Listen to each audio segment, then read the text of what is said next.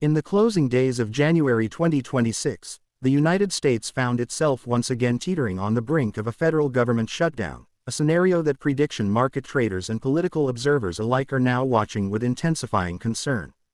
Over the course of a single weekend, the likelihood of a shutdown, previously considered by many in Washington to be a remote possibility, soared dramatically in markets such as Polymarket, a decentralized prediction platform, and Kalshi, a regulated U.S. derivatives exchange. These markets, which allow participants to buy and sell shares on future political and economic events much like financial assets, saw the probability of a shutdown jump from single digits, around 10% just days earlier, to well over 70% and even approaching 80% in the immediate aftermath of a high-profile law enforcement incident in Minnesota. The flashpoint that triggered this shift was the fatal shooting of Alex Preddy, a 37-year-old ICU nurse and civilian, by a U.S. Border Patrol agent during an immigration enforcement operation in Minneapolis. Preddy's death, coming only weeks after another deadly encounter involving a federal immigration agent in the same city, ignited widespread outrage, revived long-simmering debates over immigration policy, and forced a political reckoning over how federal agencies such as Immigration and Customs Enforcement (ICE) are funded and overseen. Yellow.com+1. Before this incident, the congressional path to passing the remaining appropriations bills, particularly the Department of Homeland Security (DHS) funding bill that includes ICE and Customs and Border Protection, had appeared difficult but not insurmountable. The House of Representatives, controlled by the Republican Party, had passed a six-bill funding package with bipartisan support, one that included DHS funding alongside other essential spending measures. Congressional leaders in both parties had voiced a desire to avoid another shutdown after the record-setting 43-day closure that dragged into late 2025, weighed down by political brinksmanship. Yet pre-existing fissures, especially over immigration policy and border enforcement, meant that compromise was fragile at best.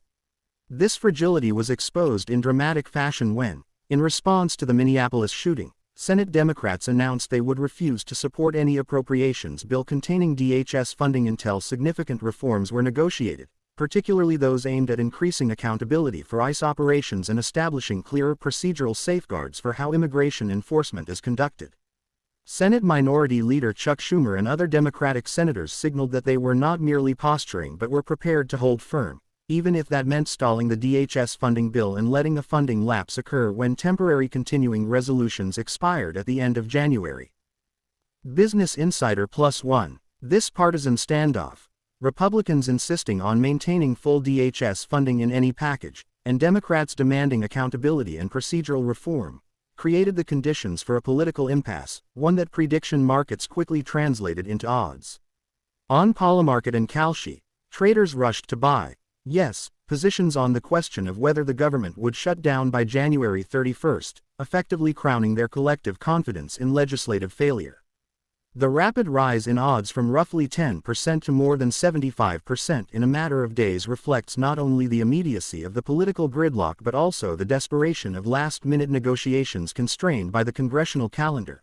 The House adjourned for recess, the Senate was delayed by severe winter weather, and lawmakers had only a narrow window of time to bridge their differences. According to market data, as of late January, these markets were pricing the chance of a shutdown as high as 78 to 80%, meaning traders judged that the probability of a lapse in funding was M. The market's response is noteworthy not just for its magnitude but also for what it reveals about real-time political risk assessment. Prediction markets aggregate the beliefs and risk appetites of a broad set of participants, including individual bettors, institutional speculators, and politically attuned investors, turning political uncertainty into quantifiable probabilities. In this case, the spike in shutdown odds was backed by significant trading volumes, with millions of dollars in positions being taken on both sides of the question, a signal that the issue has captured attention far beyond niche political circles. For traders, the logic is straightforward.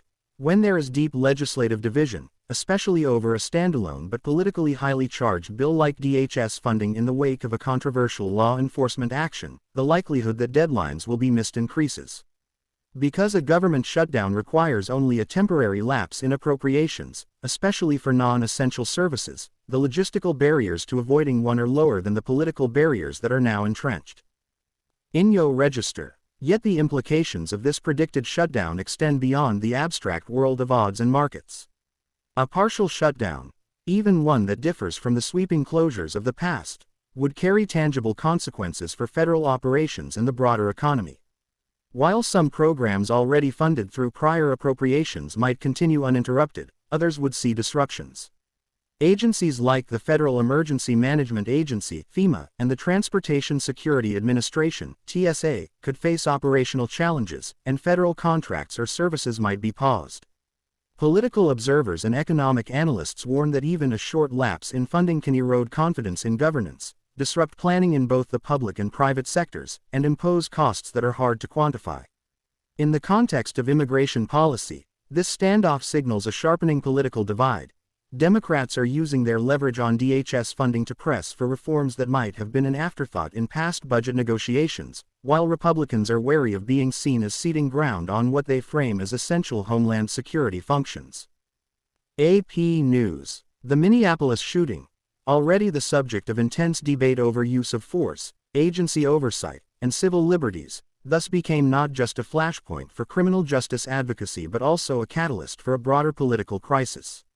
Proponents of stronger immigration enforcement argue that a shutdown would be a disproportionate price to pay for addressing a law enforcement incident, while critics contend that fiscal pressure is one of the few levers available to push for meaningful accountability. This tension highlights a broader question about how democratic systems balance responsiveness to public outrage with the procedural necessities of governance, especially when deeply polarized factions see compromise as politically costly. Moreover, the rapid rise in shutdown odds underscores how civic events, particularly those involving visible conflict between government agents and citizens, can ripple outwards into arenas far removed from the original incident.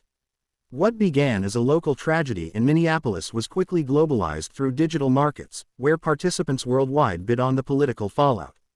This interplay between real-world events and financialized prediction platforms raises questions about the role such markets play in public discourse. Are they merely reflecting sentiment, or are they amplifying it?